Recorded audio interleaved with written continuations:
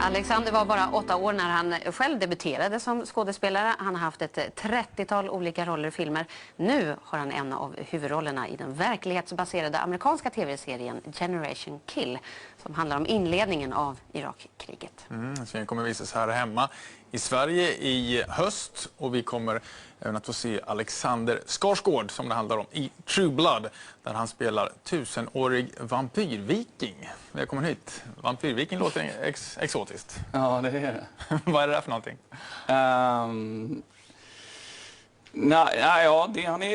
Han var viking när han blev biten. Och då, som såklart, så stannar man ju där som 30-årig viking. Så att, därför blev man vampyrviking. Okej. Ja. Var det här ganska så snart efter avslutade inspelningar med Generation Kill, eller? Ja, det var det. Var det svårt att pendla? Jaha, vänta, nu ska jag stiga Nej, in det den var otroligt. Jag behövde det, för Generation Kill var sånt långt jobb. Vi var 7 månader i Afrika, och sen efter det så var vi 4 månader i New York och gjorde alltså man lägger på ljud och sånt där. Det var ju ett fantastiskt jobb, men efter så många månader... Nu har vi lite bilder från Generation Kill. Ja. Vad är det vi ser för någonting? Ja, det här är precis öppningssekvensen av första avsnittet när vi är på... fortfarande i Kuwait och ute och övar. Intensivt. Ja. Och vem är du här då? Iceman berättade vi om här tidigare, alltså...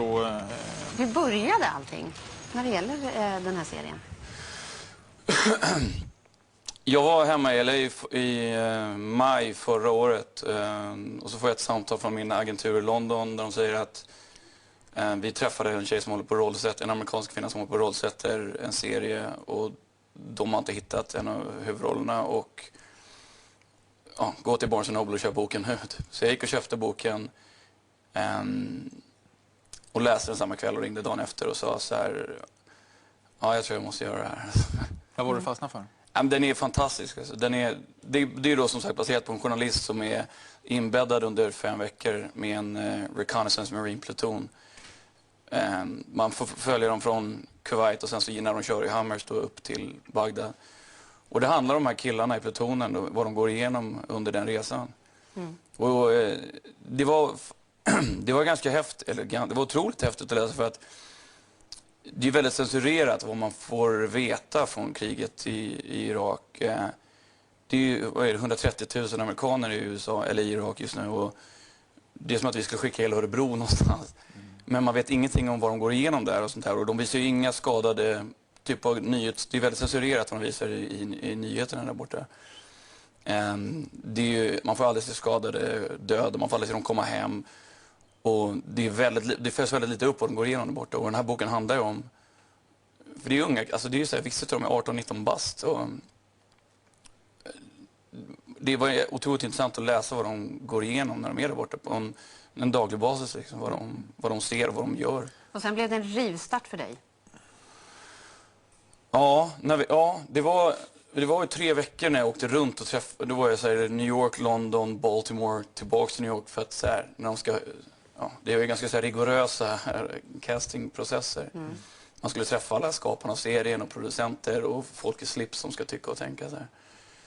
Men när det blev klart det blev klart i maj, och jag tänkte åka hem och semester i Sverige den sommaren. Och snackade med morsan några dagar innan och var så här, men typ på torsdag så kommer jag ut till just Röda vid landställe och så hänger vi och har det skönt och så. Men så fick jag ringa och säga så här: morsan, jag kom hem till jul, tror jag det blir nu. Vilken chock. Och sen bara rätt iväg då till Afrika. Ja, och då blev jag ganska skraj faktiskt. För jag hade varit rätt kaxig under hela... För killen jag spelar heter ju Iceman, och det heter han för att han är väldigt sådär... Han är en teamleader i första handvin i den här plutonen då. Och han är otroligt cool och väldigt sådär lakonisk och en tuff kille liksom. Väldigt självsäker och vet att han är väldigt bra på det han gör. Så att under hela under castingprocessen så var jag tvungen att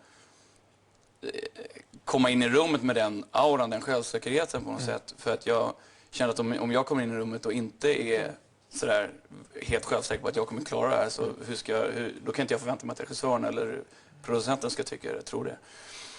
Men det blev, jag vaknade upp så där, när jag satt på planet, kom ihåg, med de här 7 manusen och monolog. Det är ett väldigt konstigt, alltså det är ju så här marinlingo, så att även så amerikanska kompisar som läste manus fattade ju inte hälften av orden.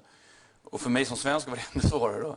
För det är så här militärsnack liksom, förkortningar och så. Så då blir jag livrädd, då blir jag så här, herregud. Det här. När började det sjunka in då? När började du känna morse, att yes, typ. nu är jag här?